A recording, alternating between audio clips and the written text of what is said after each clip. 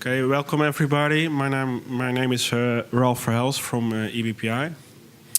EBPI is a Dutch company who delivers message exchange platforms, for instance, for processing and validating data, financial statements from to the Chamber of Commerce, or to validate tax declarations for tax office, but also to process and validate data of goods entering the EU for customs, the so-called single window platform.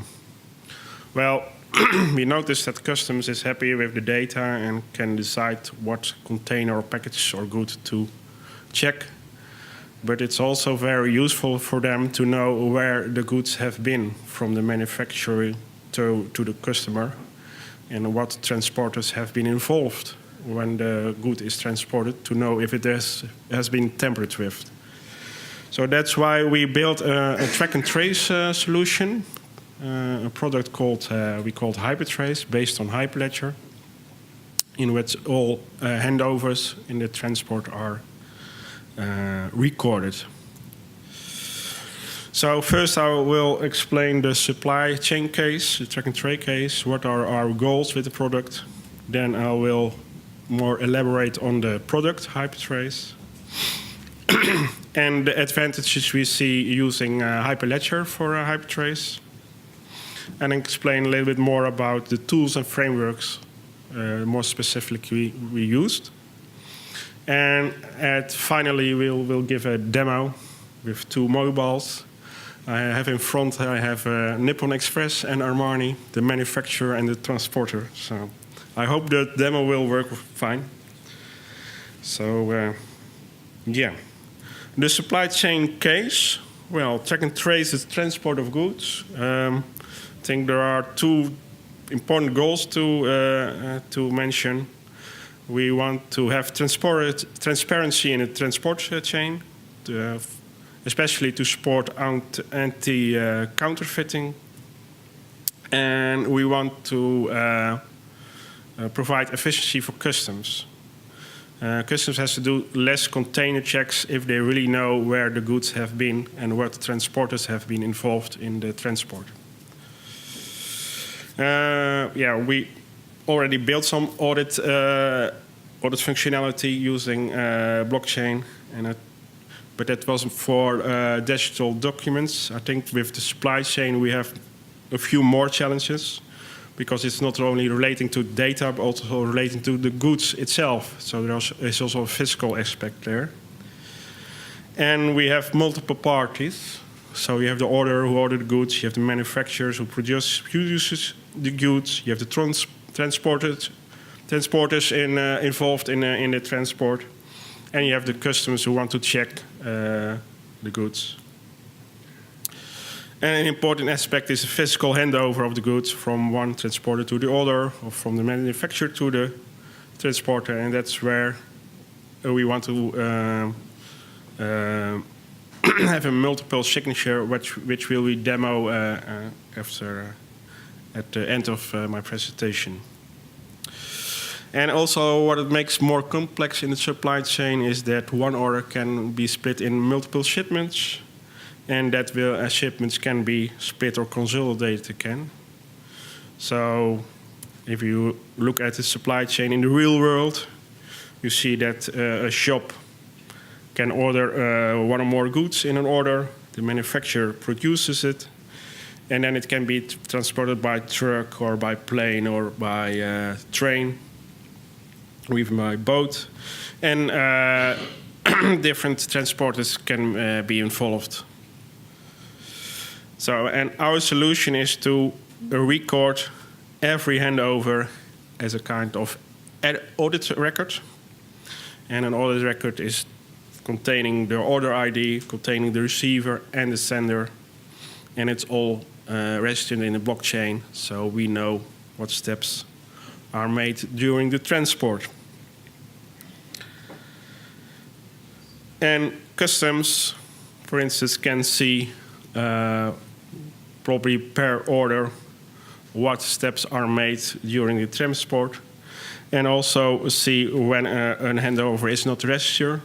For instance, the red cross there is a part that is not registered in the audit, in the blockchain. Or they can see what transporter was involved. And when a suspicious transporter was involved, they have another reason to check the container or the package.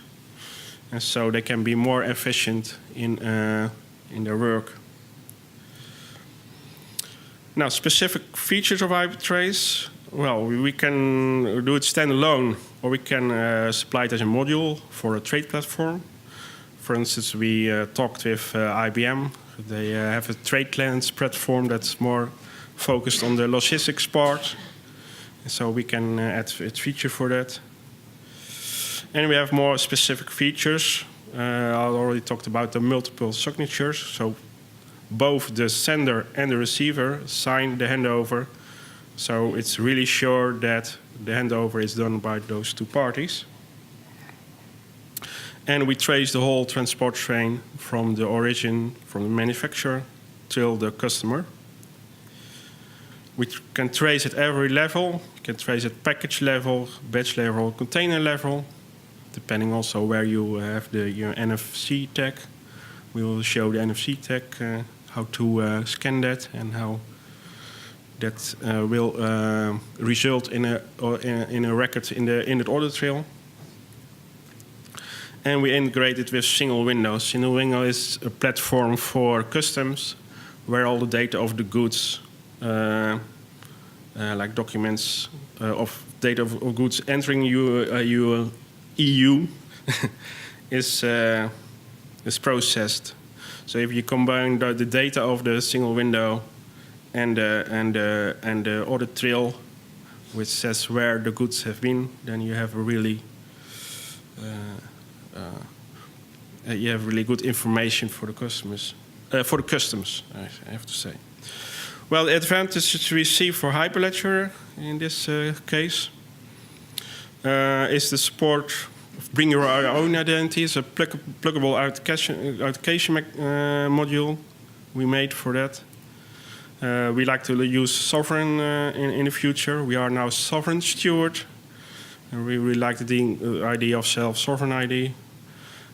We used in the past a Chamber of Commerce app to identify companies, an app supplied by the Dutch government, and we just can plug it in, and then we can identify, the companies can identify themselves by means of that app.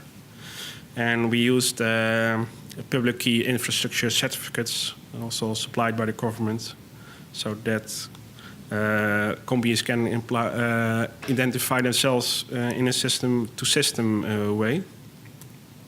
Channels, the channels in Hyperledger Fabric can be very useful because a lot of parties will be involved in the supply chain, and we don't want to have all the nodes involved every time. So for specific transport chain, only specific nodes will be involved.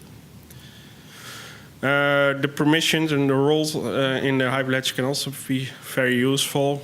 We use it to define different roles for order and manufacturing and customs. And so you can straight for customs, you can give more rights to have, for instance, insight in all the transport chains. And for a manufacturer or order, you only give insight in their own transport chain, in where they are involved. So that were the most important advances we see in using Hyperledger instead of another blockchain technology. We used Hyperledger Fabric version 1.2 we use now. We migrated to 1.2. We used the caliper for benchmarking the nodes and the needs, the resource needs and stuff like that, the throughput. We are testing it using the unit test. We use code test for chain code. We use Go because it also supports Fabric also supports stumping that. We also use Composer to simulate the behavior of the different participants, like the order and manufacturer. It's really useful. We don't know if it will be phased out. It's not clear to me if Composer will be supported in the future, but we heard it will be phased out, but I'm not sure about it. Cello is very useful to manage our blockchain network. And Hyperledger Explorer for looking at the audit trail for the transparency. However, we cannot demo that because we have issues now after migrating to 1.2. So that's a pity, but okay. The channel support, I already mentioned that. And I already said, yeah, we are sovereign steward and we like to really make a sovereign solution to identify companies and civilians. So those are the parts we use of Hyperledger and we want to use in the future. So now it's time for a demo. I have my two colleagues there. In this scenario, we have two parties. We have a transporter who receives a good, Nippon Express. Misha is Nippon Express. And we have a manufacturer, Armani, who will deliver the good to Nippon Express. And the idea is that they both sign the handover. So that, oh, you have the NFC tag there. Okay, great. So that it's really, and that will, those steps will be recorded as an audit trail in the blockchain. So it's really sure that the handover is done and agreed by both parties. Okay, so I will switch to the screens of the mobiles. I have here, this is Nippon. And I don't see the other one. No. Let me open.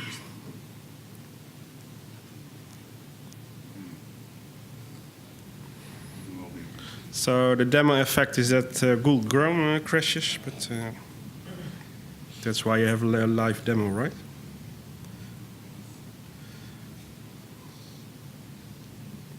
Let me just close it again. Cancel. Yes, works. Okay. So the NFC tag. Yep. This is the good. With the NFC tag, it will be scanned by the transporter who gets the good of Armani manufacturer. Wait, is it? Then he said start handover. Yes. And he gets a QR scan, which will be scanned by Armani to acknowledge the handover. And yes, just accept it. So the handover is successfully done, and that's registered in the blockchain as an audit thing. Are there any questions? I have one question. What is the relationship of your system to the CMR, the documentation? CMR? The documentation for the road transportation. I think it's CMR. Oh, it's a single window. No. There's an official documentation that the truck driver needs to pass each time the goods to change his hands. Yeah.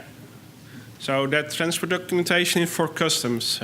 Yeah. So we have a single window platform. Single window because when a good enters the EU, it's only have to be supplied once. That's why it's called single window. and that's delivered to customs. So they have the data about the goods entering the EU, but they really want to know also what steps are made when the good is transported from manufacturer to the customer. So they are more sure if there is tampered with the good, if it's a fake good, something like that. So that's the combination makes it really strong.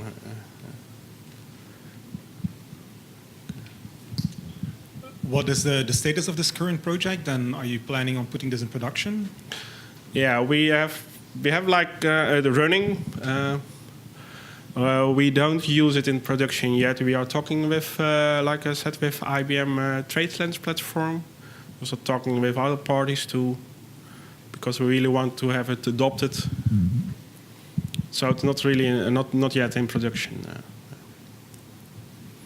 Other questions? Okay, thank you.